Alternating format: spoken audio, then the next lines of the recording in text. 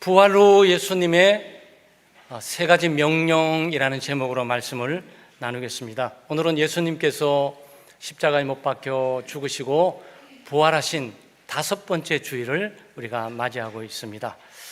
예수님 부활하신 이후에 제자들에게 종종 나타나셨습니다. 교제를 위해서 또 같이 먹고 마시고 또는 예수님 자신의 완전하게 부활하셨다. 나는 죽었지만 하나님의 말씀대로 다시 살아났다. 영원한 생명이 있다. 라는 이 부분들을 증거하시기 위해서 보여주시기도 하셨습니다. 그렇지만 동시에 예수님은 이제 승천하셔야 되니까 부활의 육체를 가지고 하나님의 우편 보좌에 올라가시면 이제 제자들 홀로 남지 않겠습니까? 그 제자들이 남아서 무엇을 해야 되는지를 예수님께서 말씀해 주고 계시는 겁니다. 그중에 오늘 본문이 바로 명령적으로 제자들에게 말하고 있습니다.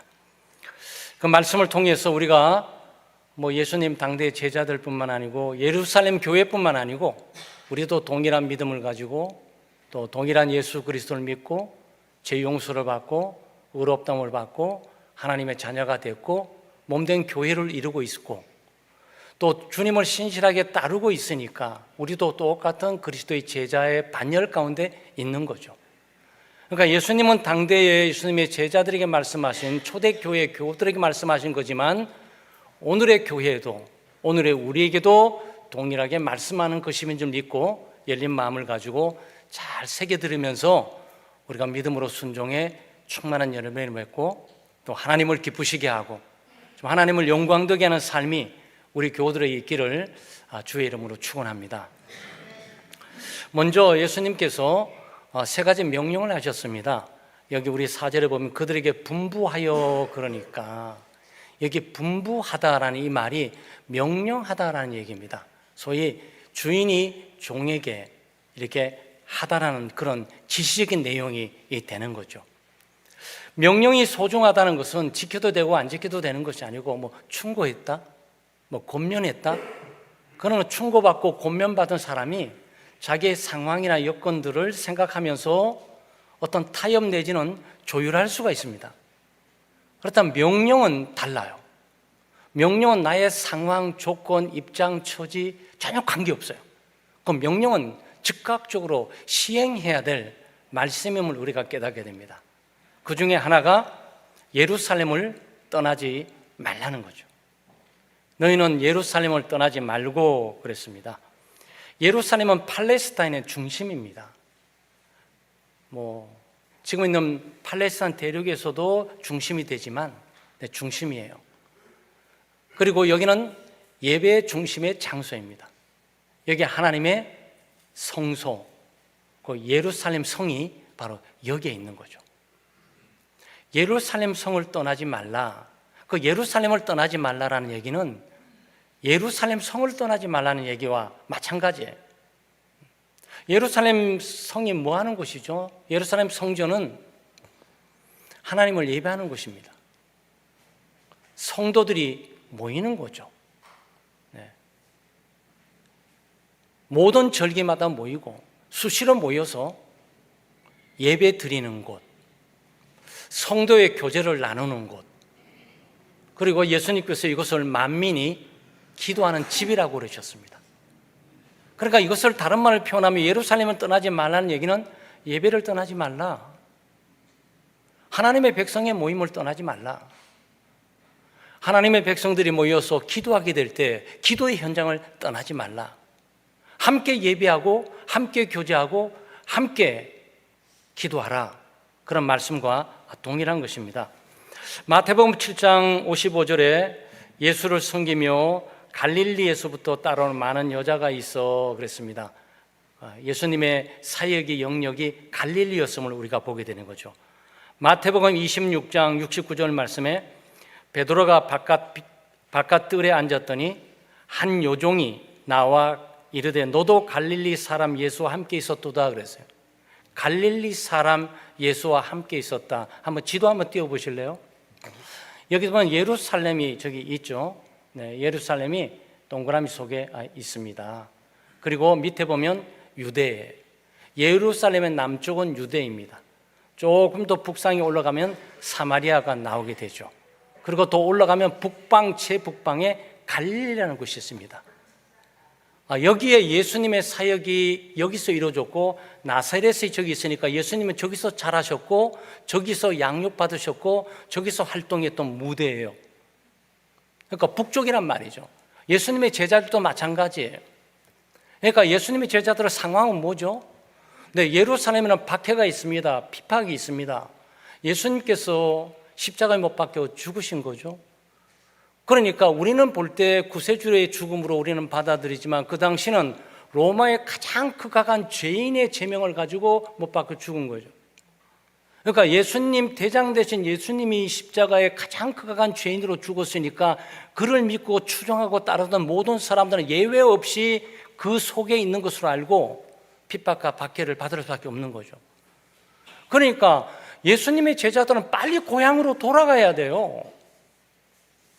네, 입장은 이 상황이 전개되게 되면 이 상황은 핍박이 있고 박해가 있고 자기들이 잡혀 죽을 줄 모르니까 빨리 예루살렘을 빠져나가지고 예수님이 원래 성장하셨던 곳, 원래 사역했던 곳, 자기들이 원래 했던 활동 무대, 예수님께서 십자가를 못 박고 죽으시고 하나님의 뜻을 이루러 예루살렘에 간다 그래가지고 따라온 것이지, 지금 이 상황은 빨리 고향으로 돌아가야 된단 말이죠. 일단 피하고, 소나비부터 피하고, 정신을 차리고, 믿음을 다시 정비해서 예수님을 찾든지, 부활하신 예수님을 찾든지, 이렇게 해야 되는 정황이 아니냐고요. 그 예수님이 나타나셨어요. 나타나셔가지고, 얘들아, 지금은 상황이 급박하다. 얼마나 힘들고 어려웠냐, 불안하고 두렵지, 평강이 있어라. 지금은 이럴 때가 아니야. 빨리 도망가야 돼. 일단 너희들이 원래 있던 거 예루살렘 빠져나가. 어떻게 빠져나가서 살아남아야 된다. 그리고 후일을 도모하도록 해라. 알겠지? 요렇게 얘기해 주셔야 되잖아요. 근데 이 위험한 지역, 생명을 다투고 있는 이 지역 가운데서 너희들은 가지 마. 너희들은 예루살렘 떠나면 안 돼. 지금 이 말씀을 하고 있단 말이죠. 여러분, 왜 그러시는 겁니까? 고난받고 죽으라는 겁니까? 내가 이렇게 십자가에 못 박고 고난받고 죽었으니 너희들도 지금 나를 따라와 죽어야지, 지금 이러시는 겁니까? 아니죠. 제자들의 믿음을 걱정하고 있는 것이고, 예루살렘은 예배의 중심지예요. 여기는 모임의 중심지입니다. 하나님의 백성들의 중심지예요. 이 기도의 중심지예요. 절대 이곳을 떠나서는 안 돼요. 기도하다 죽어야 돼요. 예배드리다 죽어야 됩니다. 예수를 믿는 믿음을 증명하면서 죽어야 되는 장소인 것이지, 여기는 도망가야 될 장소가 아니란 말이죠. 오늘날 우리에게 예루살렘은 어디죠? 예루살렘은 교회예요. 이것을 우리말로 표현해드리면, 창대교회 성도들아, 교회를 떠나지 마. 생활에 박해가 있고 핍박이 있고 고난이 있고 시련이 있고 바쁘고 분주하고 삶이 피곤하고 어려울지라도 교회를 떠나지 마. 여기는 머물러 있어야 되는 곳이야. 예배에 집중해. 하나님의 백성들의 모임 친교의 장소에서 너희 몸을 들여. 거기는 떠나면 되는 곳이 아니야. 그리고 함께 기도해. 이 강조점이 여기에 들어 있는 거죠. 그래서 저희들이 이 메시지는 오늘 이 아침에 명령으로 받으면서, 나는 교회를 떠나지 말아야 되겠다. 나는 교회와 함께 해야 된다. 나는 성도들의 모임을 떠나지 말아야 된다. 성도들의 기도의 모임을 떠나지 말아야 된다. 목장의 모임을 떠나지 말아야 된다. 목장 가운데 소급으로 형성된 모임을 떠나지 말아야 된다. 나는 여기서 기도해야 되고, 나는 여기서 예배 드려야 되고, 나는 여기서 하나님의 백성의 교제를 함께 나누는 공간이 되어야 된다라고 이런 선포하시는 여러분 되시기를 주의 이름으로 축원합니다. 그래서 칼빈은 교회를 영적인 어머니라 그랬어요. 자식들이 어머니를 떠나면 불안이 있고 두려움이 있고 어머니의 사랑을 저버리는 것처럼, 이 교회는 하나님의 사랑이 있는 곳이고, 하나님의 은혜가 있는 것이고, 하나님의 말씀이 있는 것이고, 예배의 영광이 있는 곳이고, 여기에 성도의 아름다운 교제가 진행되는 곳이란 말이죠. 혹시 여러분 가운데 삶의 현장 가운데 어려움이 있고 또 시련이 있고 고난이 있고 또 시험거리가 있고 또 교회가 뭐니 많이 주차장이 있니 많이 뭐 이런 것보다도 그것 때문에 교회를 떠날 수는 없죠. 물론 우리가 교회를 떠나게 되면 다른 교회도 여기저기 지역이 있잖아요. 우리 지역의 상황은 다르지만 그렇지만 창대교회는 떠나게 되는 것은 확실한 내용이죠. 그래서 우리 옛날 어른들은 환경이 어려웠습니다. 교회 주변이 교회가 좀 산 등성이 교회 산 꼭대기 정도의 교회가 있고 그 밑에 전부 다 오막조막하게 같이 모여서 살았어요. 우리 교단만이 아니에요. 한국 교회가 처음 출범하게 될 때 이 동네에서 오막조막하게 함께 모여서 교회를 중심으로 있었던 거예요. 이스라엘 백성들이 예루살렘 성전을 중심으로 있듯이 그렇게 있었던 거예요. 그래서 여러분 이사 가는 것도 깊이 생각을 하셔야 돼요. 1시간대 이상 가잖아요. 교회가 떠매시기 시작하면서 공동체적인 삶을 나누기가 결코 쉽지 않아요. 그래서 믿음이 없어서 그런 것이 아니고 본인이 이미 선을 걷기 때문에 그렇게 갈 수밖에 없게 되는 거예요. 그래서 이사 갈 때도 굉장히 주의하셔야 되고, 이게 지금 문화적으로 교통적으로 편리하긴 하지만 이게 교회와 거리가 어떻게 되는 것이지? 이 부분들을 생각하더라고요.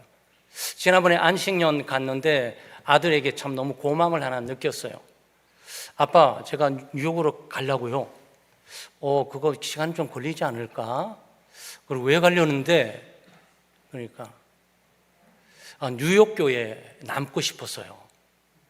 뉴욕 교회에 있고 싶어요. 우리 교단 교회가 아니니까 제가 신앙생활 하기가 참 그렇더라고요. 아, 그래? 그럼 얼른 가.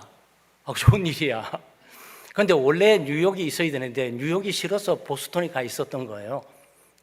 근데 이제 돌아올 수 있는 기회는 있는데 그건 기도도 좀 해야 될 문제고 해야 될 문제도 있지만 그 마음이 너무 고마운 거예요. 멀리 떨어져 있기 때문에 김성김 목사님이나 교단교회로 떨어져 있기 때문에 자기 마음대로 살 수 있어도 누가 뭐라고 말할 사람도 없고 적당하게 타협해도 그 신앙생활을 거기서는 통용되니까 문제될 것이 없는데 본인이 그 신앙을 그리워한다는 얘기죠. 그 공동체를 그리워한다는 얘기죠. 아, 그게 정말 좋은 교회였다.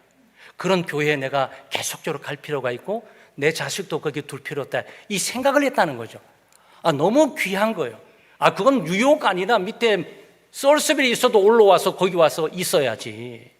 당연하죠. 목사로서 충고하고 격려해 줄 만한 일이죠. 앞으로 진전돼 갈 일이지만 그런 거죠. 우리가 하나님의 교회 중심으로 사는 삶, 예루살렘을 떠나서는 안 된다. 모임의 중심을 떠나서는 안 된다.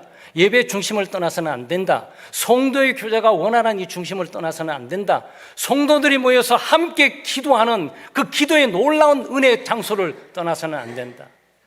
이런 마음에 새기면서 신앙생활 하시기를 주의 이름으로 축원합니다. 둘째는 기다려야 해요. 예루살렘을 떠나지 말고 기다리라 그랬어요. 4절 말씀에 하반절이죠. 떠나지 말고 내게서 들은 바 아버지께서 약속하신 것을 기다려라. 이 기다리는 게 굉장히 큰 중요한 의미를 갖습니다. 그런데 아버지께서 약속하신 게 뭘까? 그게 5절 말씀에 나타나죠. 요한은 물로 세례를 베풀었으나 너희는 몇 날이 못 되어 성령으로 세례를 받으리라 하셨느니라 그랬습니다. 이 성령 세례, 성령의 임함, 성령의 충만, 성령의 인격의 도래, 이것들을 지금 기다리라는 거죠.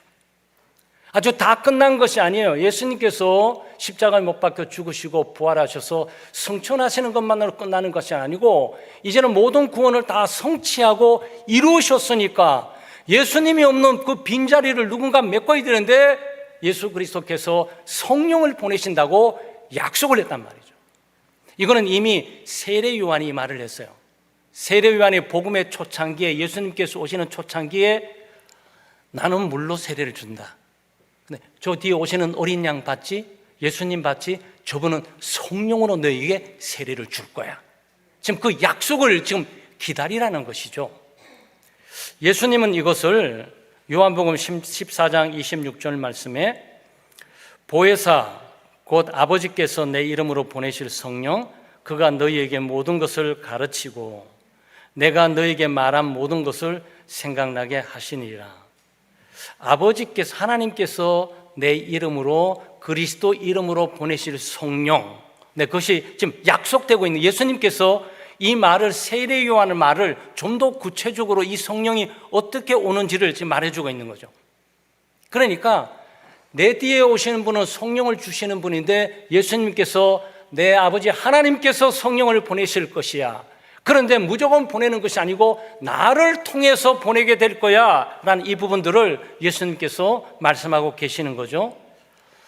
15장 26절 말씀에는 좀 약간 톤이 달라지시면서 내가 아버지께로부터 너에게 보낼 보혜사, 내가 보낼 거야. 좀 전에는 아버지께서 나를 통해서 보냈는데 이쯤은 15장 26절에는 내가 보낼 거야. 이 부분들을 그건 진리의 성령이 되신다, 이 얘기를 하고 있는 거죠. 여기 보혜사라는 얘기도 나오겠는데 이 보혜사는 이 성령의 명칭입니다. 위로자, 돕는 자, 격려자, 상담자, 변호자, 이 성령이 가지고 있는 성령 사역에 대한 그 명칭들이 나오고 있는 거죠.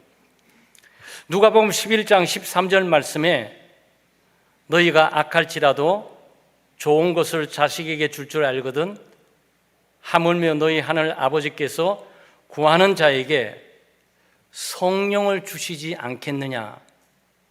여러분, 성령이 약속되어 있어요.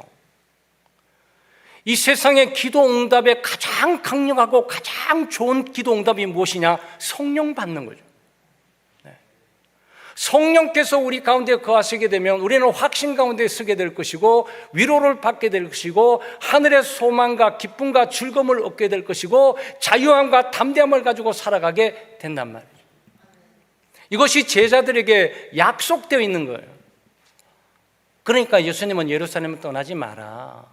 예배해야지, 기도해야지.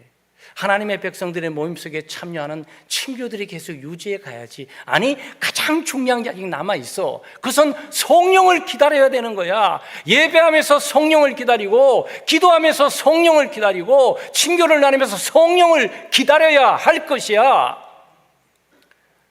하나님께서 예수 그리스도를 통해서 또 그리스도께서 하나님의 우편 보좌 가운데 성령을 보내셔서 그 백성들에게 믿음을 주시고 죄를 깨닫게 하시고 회개하게 하시고 거듭나게 하시고 죄 용서의 확신을 붙들게 하시고 나는 하나님 앞에 의로운 자다 믿음의 확신을 갖게 하시고 나는 하나님의 자녀이며 하나님의 백성이고 하나님의 나라에 가서도 나는 하나님과 영원히 함께 하실 수 있을 것이야. 이 확신을 성령이 주신단 말이죠. 여러분 이미 성령을 받은 사람이에요. 고린도전서 12장 3절 말씀에 누구든지 성령이 아니고서는 예수를 주라고 부를 수 없다고 그랬어요. 그러니까 이러면 성령을 받으신 분이에요. 근데 우리가 뭘 또 모여서 성령을 또 받아야 된다고? 여기서 말하는 이 성령은 받지 않은 성령을 말하는 것이 아니고요, 받았는데 이것들을 강화시키고 확장되고 팽창되고 충만하게 있어야 된다는 얘기죠. 한마디로 뭐죠? 성령 충만을 말하는 거예요. 성령 충만은 말씀 충만이에요. 근데 우리가 하나님의 말씀으로 충만한 것들이 성령의 충만함이에요. 성령의 충만함이 뭘로 표현됩니까? 내 속에 말씀으로 충만해지게 될 때 우리는 그 성령의 충만함이라고 그래요. 성령 충만은 뭐죠? 내 속에 있는 예수 그리스도가 나를 온전히 주관하고 다스리게 될 때 우리는 예수 그리스도로 충만해지는 거, 그것이 성령 충만이에요. 그러니까 성령 충만은요, 말씀 충만을 말하는 거고 성령 충만은 그리스도의 충만을 말하고 있는 거예요. 그 예수 믿지 않는 사람들이 불신 때문에 정죄를 받지 않습니까? 예수를 믿지 않는 것 때문에 심판을 받고 예수를 믿지 않는 것 때문에 지옥을 가요. 불신이 가지고 있는 죄의 결과예요. 예수를 믿지 않는 사람이 예수를 믿지 않는 게 큰 죄 있는 것처럼 예수를 믿는 사람이 성령으로 충만하지 않는 것도 죄예요. 여러분이 충만하게 살지 않잖아요? 그건 죄를 짓는 거예요. 왜냐하면 하나님께서는 예수 그리스도 통해서 우리에게 약속을 하셨어요. 기다리라고, 기도하고 기다리고 모여서 기다리고 예배하며 기다리면 성령께서 임하게 될 거라고. 하나님의 말씀이 전파되게 될 때 성령께서 임해서 여러분을 충만하게 하시는 거예요. 은혜를 충만하게 할 뿐만 아니고 말씀을 깨닫게 만들고 담대하고 위로받고 소망받고 힘있게 나가서 살 수 있도록 성령께서 임하시는 현장이 바로 함께 있는 현장이란 말이에요.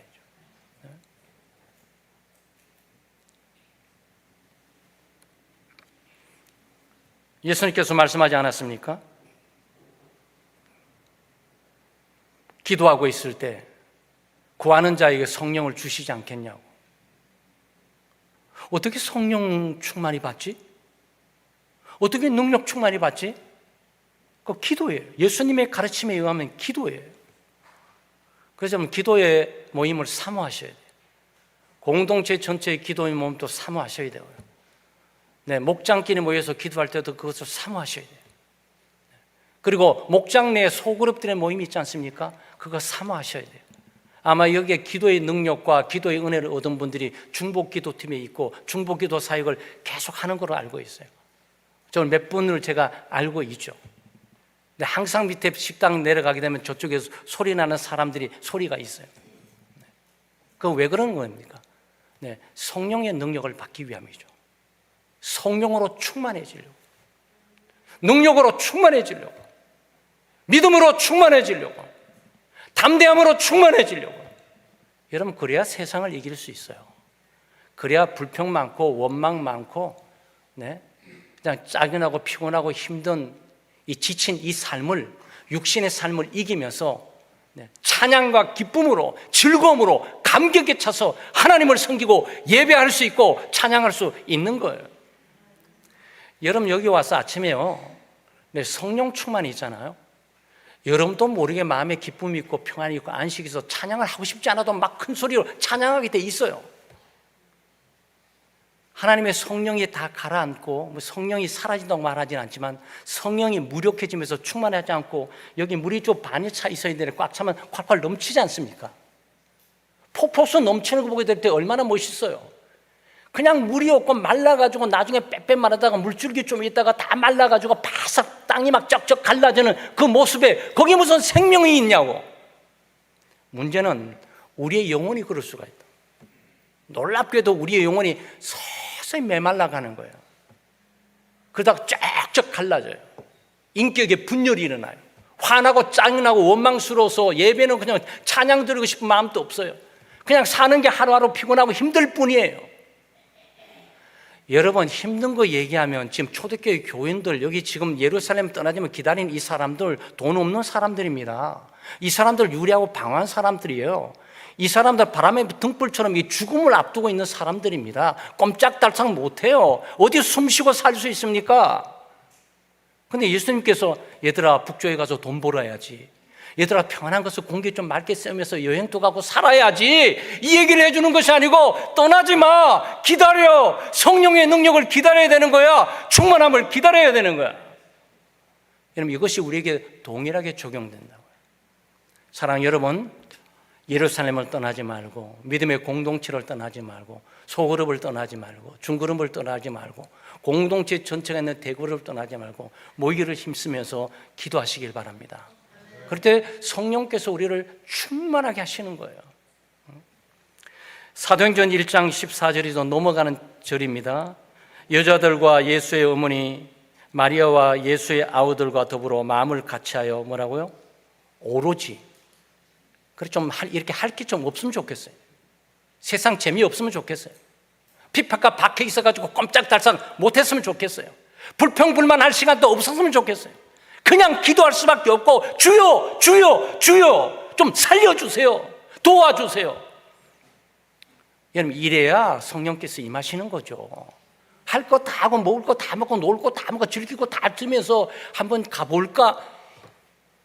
이 기도를 가지고 어떻게 간절하게 기도할 수 있습니까?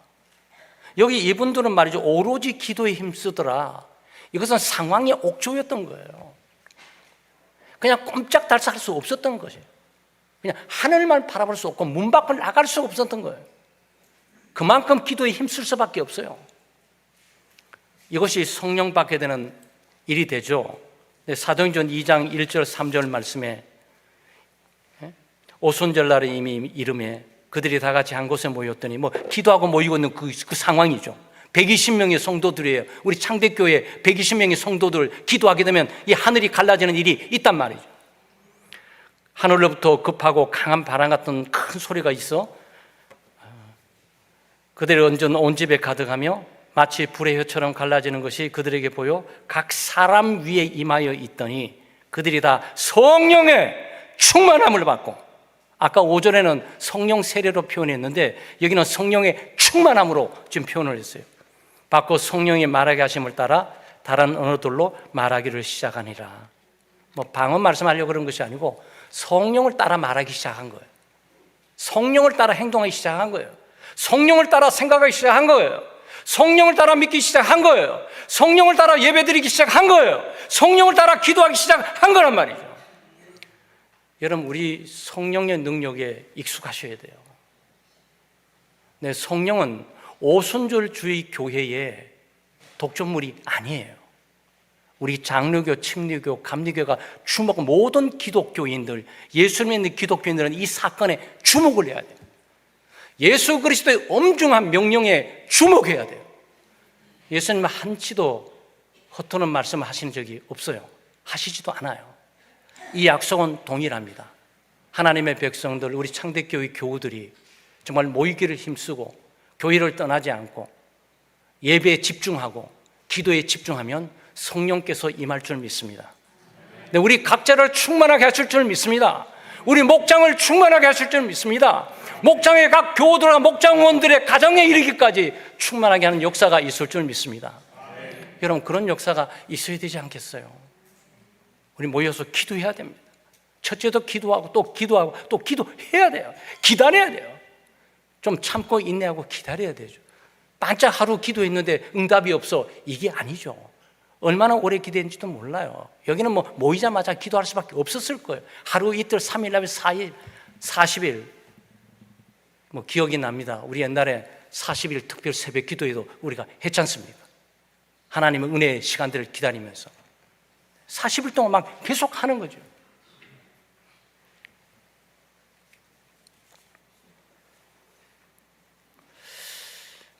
마지막으로 땅끝까지 이르러 내 증인이 되라고 말씀하셨습니다. 내 증인이 되라. 그러니까 증인이 되라는 이 말씀은 뭐죠? 오직 성령이, 8절 말씀에 오직 성령이 기다리고 있다가 함부로 전도하러 다니지 말고 함부로 움직이지 말고 그냥 머물러서 주님만 바라보고 모여서 기도하고 있어. 그러면 성령이 너에게 임하게 될 거야. 그러면 너희가 권능을 받게 될 거야. 담대함을 얻게 될 거야. 힘을 얻게 될 거야. 위로를 얻게 될 거야. 소망을 갖게 될 거야. 두려움이 없어지게 될 거야. 그러면 예루살렘과 온 유대와 사마리아와 땅끝까지 이르러 내 증인이 되리라. 내 증인 되라라는 명령이에요. 예루살렘에 머물러라. 그리고 기도하면서 기다려라. 능력이 임할 때까지 365일 능력이 안 임해 2년 동안 기도해. 임할 때까지 기다리는 거야. 내 삶이 변화되고 힘을 얻게 되고 믿음의 확신을 갖게 되고 담대함을 갖게 되는 그 순간까지 기다리는 거야. 그 주님께서 힘을 주고 능력을 줄 때 일어나. 이제는 내 증인이 되는 거야. 예루살렘 뭐 가까운 거죠. 아까 우리 했던 지도 하나 좀 띄워줘 보실래요? 네. 예루살렘, 그 다음에 온 유대 남쪽, 그 다음에 위에 북쪽 사마리아, 그 다음에 땅끝까지 쭉 가게 되죠. 지도 한번 띄워보실래요? 계속. 네, 땅끝. 네, 이거 땅끝 전체에 대한 둥근 원형을 한꺼번에 그려놓은 겁니다. 파워포인트 없지만 그려냈지 모르면 저쪽에 중앙에 있는 게 지중해, 저 팔레스타인 작은 지역이에요. 네, 저 끝에 가는 저 이탈리아 저기 있는 서바나, 저기를 땅끝으로 본 거예요. 바다 끝을 있는 거 상상을 못하고 땅끝으로 거기를 본 거예요. 근데 땅끝을 다시 한번 볼래요? 이게 참 재밌는 표현이죠. 땅끝을 한번 빙 돌면 우리가 지금 저 중심 자리에 있을 때 한 바퀴 빙 돌면 그 자리예요. 그렇죠? 여러분, 땅끝이 어때요? 내가 여기서 시작해서 빙 돌아서 끝에 도착하게 되면 이 끝이 시작점이에요. 그 여러분과 제가 있는 이 장소, 여기 서 있는 이곳이 바로 시작점이고 땅끝이에요. 그래서 예루살렘과 온 유대와 사마리아와 땅끝까지 복음을 증거하는 거죠. 그럼 여러분 사도행전을 보시게 되면 예수님의 제자들 초대교인은 내 증인이 되는 일에 주력을 다하고 있어요. 1장부터 7장까지는 예루살렘을 집중해 전도해요. 8장부터 21장까지는 온 유대와 사마리아에 집중해요. 22장부터 땅끝까지 가는 겁니다. 로마까지 가는 거예요. 근데 그렇게 구조로 돼 있어요. 그러니까 초대교회 교우들은 1장 8절에 이 말씀을 주님께서 자기들의 공동체에 주신 것이라고 믿음으로 온전히 그것을 향해 하단 말이죠. 지난주는 제가 증인에 대한 얘기하게 될 때 증인은 보고 들은 것을 말하는 사람이라고 그랬어요. 그렇죠? 그러니까 많이 보고 많이 듣고 많이 나눠본 사람이 제일 잘 아는 거예요. 내 친구 소개하기가 어렵지 않아요. 남한테 밥 같이 먹고 같이 놀고 같이 뛰고 같이 생각하고 같이 작전 짜고 같이 놀러갈 구상을 했는데 뭔지를 너무나 잘 알고 있어요. 근데 같은 반에 있어도 얘기를 안 해보고 멀리 있던 친구들은 소개할 게 아무것도 없어요. 쟤 우리 반이에요. 이 정도로 끝나요. 여러분, 그래서 잘 주님을 잘 소개하려면, 주님을 잘 증거하려면 주님과 늘 밥 먹듯이 같이 다니셔야 돼요. 주님과 동행해야 돼요. 주님과 깊이 동행해야만 이 주님에 대해서 소개를 했단 말이죠. 반상에 가고 동창회 가고 막 동호회 가고 거기 막 낚시에 대해서 등산에 대해서 막 따발정처럼 얘기하는데 예수님에 대해서는 한마디도 못해. 예수님에 대해서 아는 게 없어. 이거 큰 문제죠. 그건 증인의 사명을 감당할 수가 없는 거죠. 특별히 내 증인이 되는 이 얘기 말이죠. 이 얘기에 깊은 의미가 있어요. 이 얘기는 영어로 마터라고 이렇게 번역합니다. 그래서 순교자로 번역을 해요. 내 증인이 되라, 이 얘기는 무슨 뜻이죠? 내 순교자가 되어야 될 것이야. 나를 증거하고 내 복음을 증거하기 위해서 죽어야 될 것이야. 죽기까지 증거해야 될 것이야. 호흡이 붙어 있고 호흡이 중단되는까지 증거해야 될 것이야. 죽으면서도 증거하면서 죽어야 될 것이야. 이 의미예요. 그래서 왜 초대교회에 그 수많은 순교자들이 나올 수밖에 없었냐? 내가 증인이라고 생각했던 거예요. 예수 그리스도를 증거한 일을 방해하는 수많은 것들이 있더라도 굴하지 않고 증거하다 보니 죽는 거고, 그 죽음으로써 자기가 증거한 것들이 진짜임을 증거한 거고, 살아도 주를 위해 살고 죽어도 주를 위해 죽고, 살아도 주를 증거하고 살고 죽으면서까지도 그리스도를 증거하다가 죽는단 말이에요. 여러분, 이것이 주님께서 초대교회 교인들에게 명령으로 맡겨놓은 거예요. 그래서 예수님의 제자들이 다 이리 죽고 저리 죽고 이 땅 가고 죽고 저 땅 가고 죽고, 베드로는 거꾸로 달려 죽고, 도마는 인도까지 가서 죽고. 그래서 인도에 가게 되면 도마 성전이 교회가 한 4개인가 5곳에 있어서 어떤 게 진짜인지를 잘 모르겠어요. 그냥 이게 진짜라 그러니까 이게 진짜 안보다 이러고 참석할 뿐이지. 좀 그런 겁니다. 예수님의 제자 가운데 그리스도를 증거하다 안 죽은 사람 있습니까? 여러분, 초대교회에 전부 화형당해 죽었어요. 사자굴에 끌려가 죽습니다. 네. 그리고 거꾸로 달려 죽고, 여러 가지 십자가의 처형도 일반적인 처형이 아니라 거꾸로 달려 죽고, 죽으면서 피를 흘리면서 피 흘리기까지 그리스도는 나의 주인이시다, 절대 부인하지 않고 이 죽음으로써 그리스도의 주 되심을 고백하게 되죠. 그러다가 한 330년경에 결국 로마가 예수 그리스도를 온 국교로 선포되는 아주 놀라운 장면이 있게 되죠. 콘스탄트 대제가 전쟁을 나가게 되는데, 전쟁 나갈 때 어떤 신을 의지해야 되냐 하다가 워낙 기독교들이 극성맞게 십자가를 가지고 이러니까, 그래 십자가를 가면 어떨까 하다가 밤에 자는데 정말 예수님이 나타나서 십자가가 있는 거예요. 그래서 콘스탄틴이 로마를 전체 통일 왕국으로 가기 위해서 전부 방패가 모두 십자가로 좀 해가지고 이겼어요. 그 통일 로마가 4개로 갈라져 있는데 이 4개가 통일 로마가 된 거예요. 그러면서 콘스탄틴이 기독교를, 십자가를 전 세계 국교로 선포를 하게 되는 그리스도의 승리가 있게 되죠. 네. 그렇지만 이 순교의 피를 통해서 있게 된단 말이죠. 히브리서 11장 33절 35절은 단순히 믿음의 장만이 아니에요.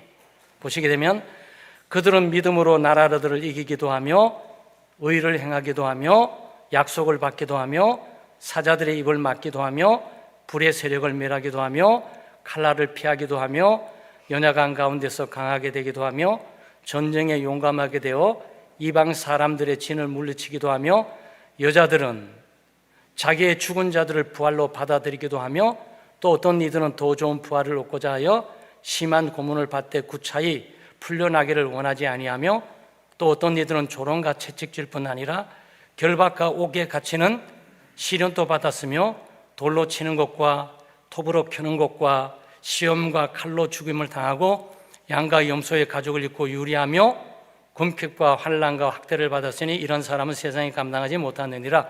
그들이 광야와 산과 동굴과 토굴에 유리하였느니라. 이 뭐죠? 네, 그리스도의 증인의 모습이에요. 이게 그리스도의 증인들의 모습이었어요. 네. 그들은 감옥에서 제발 나가줘.